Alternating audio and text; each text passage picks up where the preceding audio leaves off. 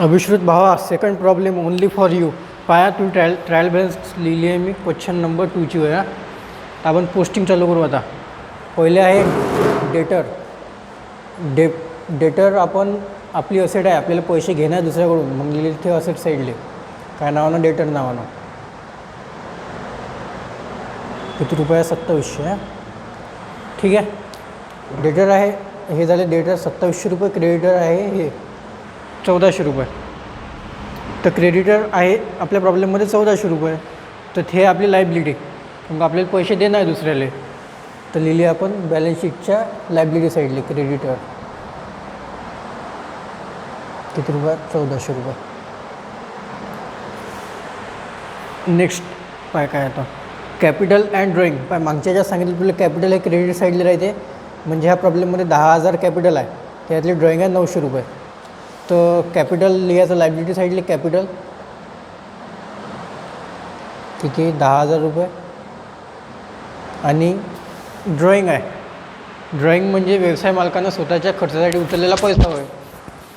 तर ते त्याचं कॅपिटल कमी करून, तो जर पैसा उचलन त्याच्या कॅपिटलमधून तेवढे कमी होईल. तर 10,000तून ते 900 रुपये मायनस करायचे. काय नावानं? ड्रॉईंग नावानं. जेव्हा प्रॉब्लेममध्ये ड्रॉईंग दिसलं तेव्हा सरकं त्याला कॅपिटलमधून मायनस करायचं. मग इन ते उरलेलं अमाऊंट 9,100 रुपये. ठीक आहे. नेक्स्ट पाय काय आता नेक्स्ट आहे रेंट. रेंट ह्या ऑफिसशी संबंधित खर्च आहे. पाय आपण काय करत जाऊ, फॅक्टरीशी संबंधित लिहित जाऊ ट्रेडिंगमध्ये, ऑफिसशी संबंधित लिहित जाऊ प्रॉफिट अँड लॉसमध्ये. तर जो रेंट आहे, भाडा आहे, डेबिट साईडला आहे, म्हणजे तो खर्च आहे. तर रेंट आपलं एक्सपेन्स आहे, तर लिहिला तो प्रॉफिट अँड लॉसच्या डेबिट साईडला 450 रुपये. त्यानंतर सन्ड्री एक्सपेन्स म्हणजे बाकी सगळे एक्सपेन्स. सन्ड्री म्हणजे विविध. सन्ड्री एक्सपेन्स लिहिले आपण प्रॉफिट अँड लॉसच्या डेबिट साईडला. त्यानंतर परचेस आणि सेल लिहिला आहे. ह्या प्रॉब्लेममध्ये रिटर्न दिलेलं नाही आहे. परचेस रिटर्न, सेल रिटर्न जसे मागच्या प्रॉब्लेममध्ये दिले होते तसे. तर लिहिलं आपण परचेसची अमाऊंट हे आहे 9,500 रुपये आणि सेलची अमाऊंट आहे 14,500 रुपये. तर सेल लिहिला आपण बाय सेल 14,500 आणि इथं परचेस लिहिला 2 परचेस आहे. अबे डेबिट साईडला जेव्हा आपण केव्हा ट्रेडिंग अकाउंट किंवा प्रॉफिट अँड लॉस बनवतो तर डेबिट साईडला 2 लिहायचं, 2 आठवणीनं, आणि क्रेडिट साईडला बाय लिहायचं. इथं नाही आहे. पण जेव्हा डेबिट साईडला जे आपण लिहितो, जे अकाउंट लिहितो, जसा कॅपिटल अकाउंट नाही, कॅपिटल अकाउंट नाही, रेंट अकाउंट येते, तर रेंटले 2 लावायचा. सेल अकाउंट आहे तर सेलले बाय लावायचा. म्हणजे क्रेडिट साईड इकडे जे आहे क्रेडिट साईड याला बाय लावायचा आणि डेबिट साईडले 2 लावायचा. पण डेबिट साईडले सगळे एक्सपेन्सेस येईन, सगळे एक्सपेन्सेस, सगळे खर्च, नुकसान. आणि क्रेडिट साईडले सगळा फायदा येईल, फायदा, इन्कम झालं. त्यानंतर आहे कॅरेज आहे 150 रुपये. कॅरेज म्हणजे माल आणण्याचा खर्च. 2 कॅरेज राहते, एक राहते कॅरेज इनवर्ड, दुसरं राहते कॅरेज आउटवर्ड. कॅरेज इनवर्ड म्हणजे माल आणण्याचा खर्च, कॅरेज आउटवर्ड म्हणजे माल नेण्याचा खर्च. जर एक कॅरेज आहे म्हणजे मोस्ट ऑफ बिझनेसमध्ये कॅरेज एकच वेळा वापरलं जाते, ते आणताना. तर ते लिहितो आपण ट्रेडिंग अकाउंटमध्ये, काहून का तो फॅक्टरीशी रिलेटेड म्हणजे माल आणण्याचा खर्च आहे. तर तिथं लिहिलं आपण कॅरेज. तर कॅरेज आहे 150 रुपये. परचेसची व्हॅल्यू लिहिली ती होती 950 रुपये, 9,050 रुपये कॅरेज. त्यानंतर आहे वेजेस म्हणजे हमाली मजुरी. तर ते आपण फॅक्टरीमध्ये देतो, तर फॅक्टरीच्या डेबिट साईडला वेजेस खर्च, वेजेस एक्सपेन्स 5,000 रुपये. त्यानंतर ओपनिंग स्टॉक म्हणजे मागच्या वर्षी जे परचेस केलं होतं ते शिल्लक राहिलं आहे आपल्यापाशी, तर ते ट्रेडिंग अकाउंटच्या डेबिट साईडला 2 ओपनिंग स्टॉक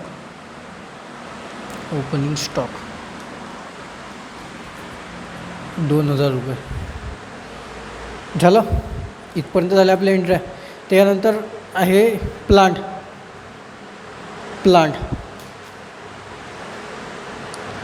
तर प्लांट हे आपली असेट आहे, काहून का जसे कंपनीचे प्लांट राहते ना, तर प्लांट आहे म्हणते आपलं 3,500 रुपयाचं.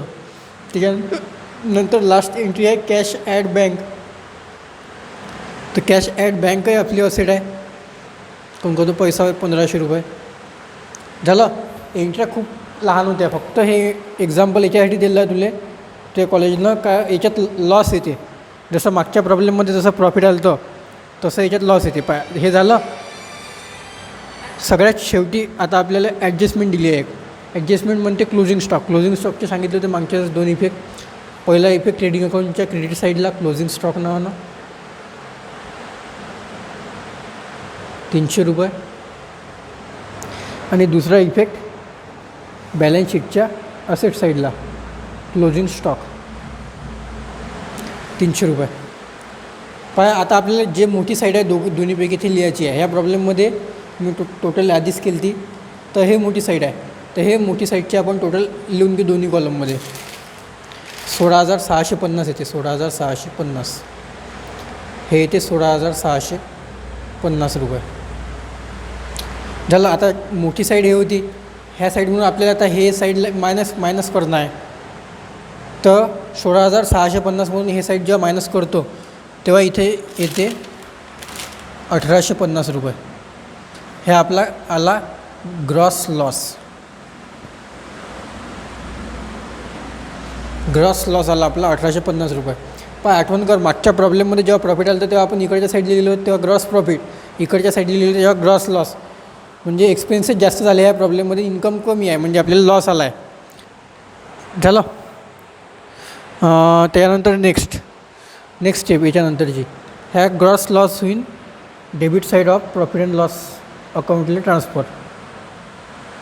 जेव्हा आपल्याला ग्रॉस प्रॉफिट आलं तेव्हा आपण इकडच्या साईडला ट्रान्सफर केलं होतं.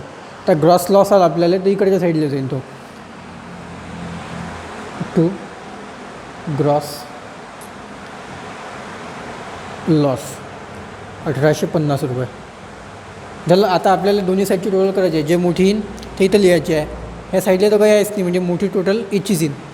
तर याची टोटल लिहायला पाहिजे 1,850 आहे. याची टोटल येते 2,500 रुपये. तर 2,500 दोन्ही साईडला लिहून घेतले आपण. आता 2,500 दोन्ही साईडला लिहिले. तर आता आपल्याला मोठ्या साईडमधून लहान साईड मायनस करायची होती. ह्या साईडला तर काहीच नाही आहे. तर मग इथं आपण पुरेच्या पुरे 2,500 लिहून टाकू. 2,500 मायनस 0 2,500 बाय नेट प्रॉफिट. हे जे प्रॉफिट अँड लॉस अकाउंट आहे याच्यात केव्हा नेट प्रॉफिट किंवा नेट लॉस येईन. आणि हे जे ट्रेडिंग अकाउंट आहे याच्यात केव्हा ग्रॉस प्रॉफिट नाही तर ग्रॉस लॉस येईन. ग्रॉस प्रॉफिट आलं तर डेबिट साईडले, ग्रॉस लॉस आला तर क्रेडिट साईडले. आणि प्रॉफिट अँड लॉस अकाउंटमध्ये इथं एक तर ग्रॉस लॉस येईन नाही तर ग्रॉस प्रॉफिट येईन. तर आता ह्या केसमध्ये प्रॉफिट नाही हे लॉस आहे. तर इथं बाय नेट लॉस म्हणजे नेट लॉस आला आपल्या बिझनेसचा या प्रॉब्लेममध्ये 2,500 रुपये. ठीक आहे. तर ह्या नेट लॉस कॅपिटलमधून मायनस होते. नेट प्रॉफिट जर असलं तर कॅपिटलमध्ये प्लस, नेट लॉस तर कॅपिटलमधून मायनस. तर हे कॅपिटल किती आलं 9,100 आलं. तर इथं हे छोट्याच्यात लिहिलं आहे. झूम करतो थोडं.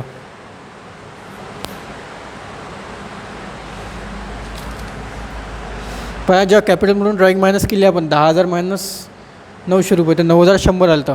तर याच्यातून आपल्याला नेट लॉस मायनस करायचा आहे. नेट लॉस म्हणजे 9,100 मायनस 1,850 रुपये. हे आउटर कॉलमला लिहायचं अमाऊंटच्या कॉलममध्ये. तर हे येते 6,600 रुपये. आणि 1,850 नाही 2,500 आहे. 2,500 रुपये. तर 9,100मधून जेव्हा 2,500 रुपये मायनस करतो तेव्हा 6,600 येते. पहा इथं 2,500 आहे. मी 1,850 घेतले होते. तर आपल्याला नेट लॉस मायनस करायचा आहे 2,500 रुपये. तर आले 6,600. आणि मग आता आपल्याला दोन्ही साईडची टोटल करायची आहे. दोन्ही साईडची जेव्हा टोटल करू आपण तेव्हा ज्याचं ॲन्सर येईल 8,000 आणि 8,000 दोन्ही साईडची टोटल मॅच होईल. जर हे मॅच झाली नाही तर आपलं इकडे काहीतरी गडबड झाला असं समजून घ्यायचं. पहा सगळ्यात पहिले काय केलं आपण सगळ्या एंट्र्या पोस्ट केल्या. त्याच्यानंतर ट्रेडिंग अकाउंटचं बॅलन्स क्लोज केलं. त्याच्यानंतर ग्रॉस लॉस जो आला तो डेबिट साईडला घेतला प्रॉफिट अँड लॉस अकाउंटच्या. मग मोठ्या साईड म्हणून लहान साईड मायनस केली. मग आला नेट लॉस आपण ट्रान्सफर केला बॅलन्स शीटच्या लायबिलिटी साईडले.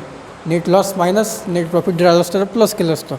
बाहेर व्हॅल्यू काढली, बाकीच्या व्हॅल्यू आपण लिहिल्या होत्या. तर डेबिट साईडची टोटल केली आपण लायबिलिटी साईडची आणि असेट साईडची टोटल केली. तर दोघांचं ॲन्सर आलं 8,000 रुपये. अशा प्रकारे हे प्रॉब्लेम इथं झालं.